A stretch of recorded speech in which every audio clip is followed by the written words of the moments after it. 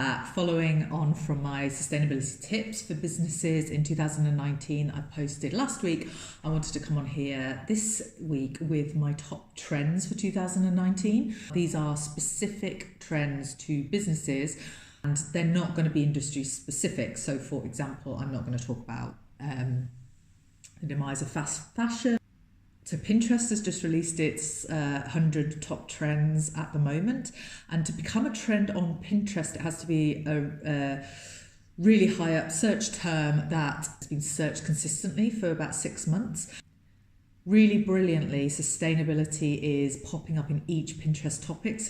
So you're seeing sustainability in travel, in health, in fashion. I've also been reading a couple of the big environmental consultancy consortiums trends for 2019, their predictions. But I've also got some of my own in there, and that's because I like to think I'm on the zeitgeist. I spent some time in audience insights and development in the BBC, and through my work in sustainability, I've popped into what I think we're going to see in business, in sustainability within business in the UK this year.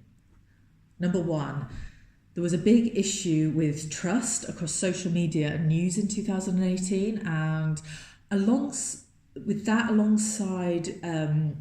more and more people being able to search on the internet for what companies are doing, I think consumer demand is going to drive trust and transparency in business.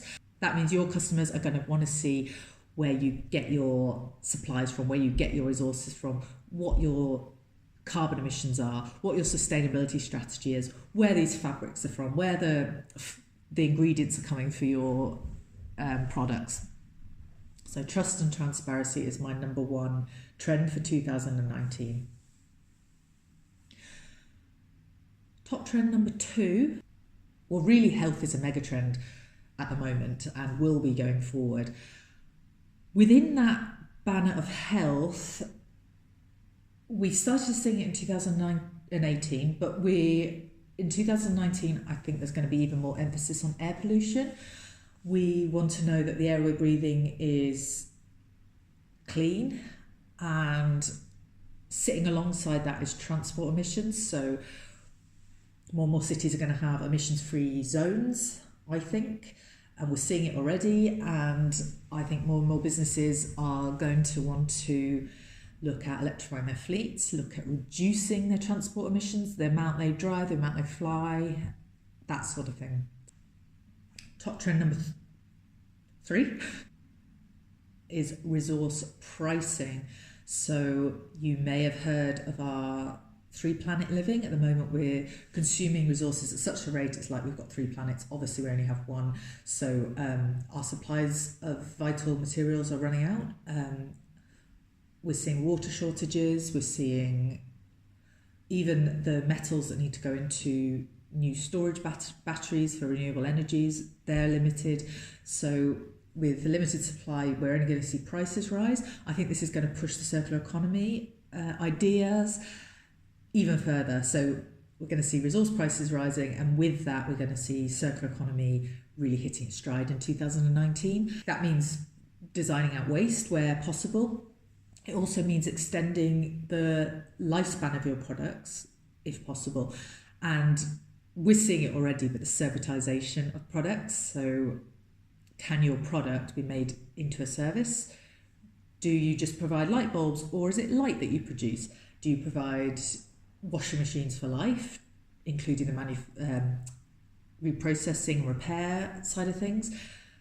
We're seeing it with Uber and Airbnb. Top trend number 4. I don't really know what to call this, but let's say a less corporate feeling. So I think more and more workplaces are becoming more casual in what you can wear. But where does this tie into sustainability? Well, it also means that I think businesses are becoming maybe more activist. There's not such a, you can't belong to a political party if you're in business. Becoming a lot more relaxed as well in general, and recognising their staff expectations on them to not only be sustainable but to be somewhere that people really want to work. And where this fits into sustainability is not only activist brands, sustainability helping drive and encourage employees to want to work with you. But also it's about valuing your human capital, which is vitally important. A business won't work without humans, without communication, without our knowledge. Number 5, and can I make this a bit more succinct than my last trend, but it's gender equality. I talked about this in my last video, my tips for 2019. Me Too was kicked off actually in 2017, but the Me Too movement's now driving a renewed emphasis on pay differentiation between men and women, and not just that, but how work is and places of business are set up to maybe encourage male traits over female traits, and we're going to see much more reporting on gender pay, I think, but also a shake-up of business culture and workplace environment and things like recruitment, and looking at how those can be more helpful to women and set up more easily for women. I hope, anyway. Finally, my big trend for 2019 in sustainability within business is reporting on the SDGs, the Sustainable Development Goals. So we've seen more and more reporting on carbon emissions over the last 5-10 years, and since 2015, when the SDGs were brought out by the UN, we're seeing slow uptake of reporting across the sustainability spectrum, and I think 2019 is going to be the year where businesses really look at what they're doing on and around the Sustainability Development Goals. If you want more information on that, that's my speciality. My details are below, and also I'll post them at the end of this video. They're my main top 6 for this year in terms of trends, but I think there's going to be a few continuing trends. Obviously, rise of renewables is going to keep increasing. I think it's going to keep increasing until they overtake fossil fuels around 2020. So if you're not already on the renewable bandwagon, whether or not you generate your own or you have a renewable supplier, get on that bandwagon. Smart offices, I think we're going to go and see more and more tech that's smart, that's helping businesses and offices and work environments become more sustainable. I hope that really kicks off in 2019. It's been a bit patchy over the last couple of years. There's no reason why it can't. The tech's there. And I know I said I wasn't going to be sector specific, but I am going to touch on veganism.